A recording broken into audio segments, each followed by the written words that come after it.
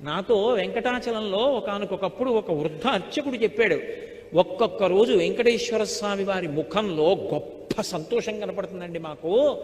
అలా కనపడింది అంటే మేము మరునాడు వస్తున్న వాళ్ళని చూస్తాం, ఎవరో ఒక పరమభక్తుడు వస్తాడు గుడికి అని చెప్పారు. అలాంటి వాడు ఒకడు వస్తాడు లక్ష్మి, వాడు హుండీలో డబ్బులు వేయడానికి ఇలా చేయి పెడతాడు. వాడేం పెద్ద పెద్ద కట్టలు వేయడు, వాడు ఒక పావలా కాసో 2 రూపాయలో వదులుతాడు.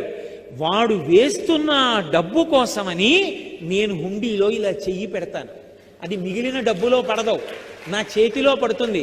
అది తీసి ధనదుకు వడ్డీకి ఇచ్చి కుబేరుడి వడ్డీ దాంతో కడతాను, కొంత నేను డబ్బు ఉంచుకుంటాను.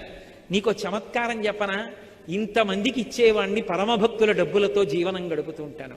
వింతలేల చెయ్యుచుండెదను కొండ మీద.